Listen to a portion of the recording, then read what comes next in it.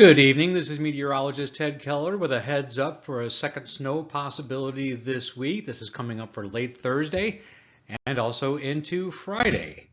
Here is a look at the water vapor loop. This is good at finding circulations in the atmosphere and also deeper moisture and also drier air that wraps around lows. That's indicated by the yellow color.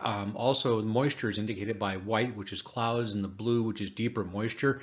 And if you look at this here this afternoon, late this afternoon, early this evening, you can clearly see something going on right here over extreme southern California and into northern parts of Mexico. That's our next storm. On the last video I did, remember I commented that storms usually come out of the southwest. Well, this one actually will, with the last one moving more due west to east across the U.S. Here's the 500 millibar flow on top of that. So these are interesting as in terms of the computer models and their ability to handle these well. They sometimes have trouble with lows that kind of cut off like this and then eject into the plains. This trough of pressure right here is helping to guide this thing more to the south and southeast at first, and then to kind of eject it into the southern plains. Because it's so far off to the southwest and south, it doesn't look as if it's possible at this point for us to be in the main band of precipitation with this system. We'll still have about 12 hours for me to watch that, but I have a feeling it's probably going to be okay. But that's, again, the scenario that we're dealt with here for, well, looks like late Thursday and Friday, like I said. Low temperature tonight, chilly, but not below zero. In fact, we're going to be down to about 10. National Weather Service pegged that. We might get into the upper single digits here in Springfield officially. And where the snowpack is deepest, like up here, for instance, we'll probably get some negative numbers in there, before all is said and done. So it's cold, but I would venture to say it's seasonably cold. Nothing out of the ordinary, nothing you wouldn't expect to see at least a few times in the month of January, February. On the surface map, we have this big area of high pressure. That's the center of the cold air. So the winds are light in the center of these systems. And if skies are clear, temperatures drop. The freezing line is way down here in southern Arkansas and across the Red River Valley, it looks like. Actually, no, it goes more like this. So that's where the freezing temperatures are tonight. And this is going to continue to be pushed in by this high for the next couple of days, so that by the time we do get to our next storm later in the week, there will be enough cold air in supply. So let's take a look. We're now at the point where we can look at 3 different computer models and see if they all agree. All right, this is always fun for meteorologists like myself, forecasters. We're looking for confidence. In other words, if the models all look about the same, that raises the confidence level that they're going to be pretty accurate, or at least pretty close. The NAM is the North American model. It's a shorter range model. It only runs out 84 hours into the future, 3.5 days. So this is the way the precipitation type looks on Thursday. One thing I need to show or tell you before I show you all these maps is that we are going to be snow. There isn't going to be anything about this that is icy or freezing precipitation.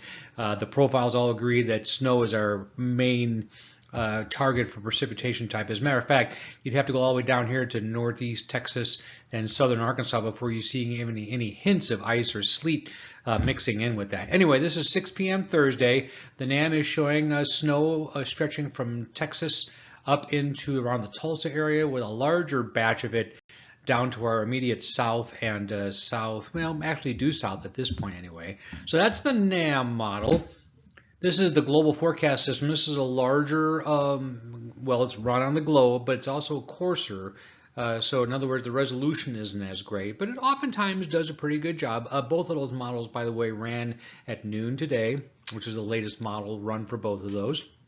Same time, 6 p.m. Thursday. It kind of shows the snow getting in here maybe a little early. Now, one thing you should also note, it's notorious for storms like this, is that if there's a lot of dry air, which I think there will be, oftentimes is kind of difficult, especially with a lack of strong dynamics in the atmosphere, to overcome that dry air. So even though it shows a snow there initially, it probably would have trouble reaching the ground.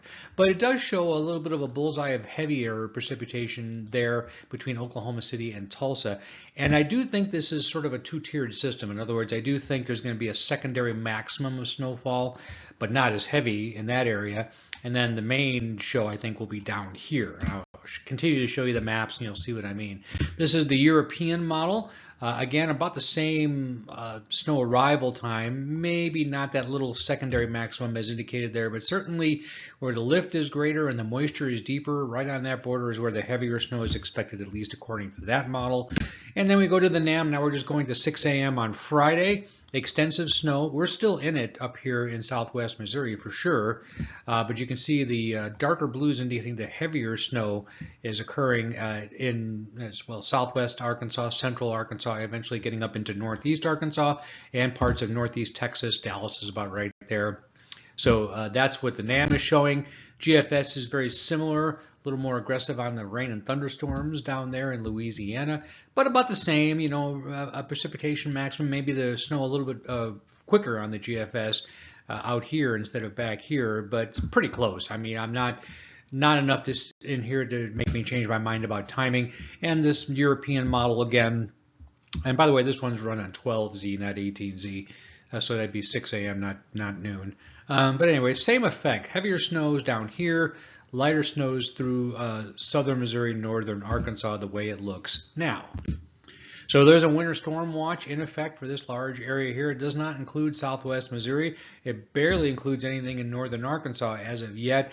I would have a feeling they'll keep that winter storm watch probably exactly where it sits, and then eventually by, I don't know, maybe tomorrow, maybe as late as early Thursday, they'll issue some sort of winter weather advisory for this area for some accumulating snow.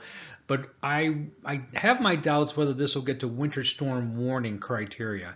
But accumulating snow is certainly possible Thursday, especially overnight into Thursday and Friday. That's not going to occur on a weekend, so it'll be interesting to see if that impacts work and school on Friday morning or not. Kids are going, yeah, come on, but I don't know if it will or not. Although anymore, it doesn't take a whole lot of snow for a lot of areas to cancel, especially, of course, in the rural areas of southwest Missouri and northwest Arkansas. Well, that's our heads up weather for tonight. I hope you enjoyed it. Be sure to smash that like button if you like what you saw. These are issued by storm. I also have a national view called Weather to Watch. I'll put a link of the old one in the description right here, and also it should appear here any second. If you want to check out what I do on those occur every other day, whether or not these weather is impacting the Ozarks or not. So you might find those interesting as well. Again, have a good night, stay safe, stay warm, and we'll see you in the next video.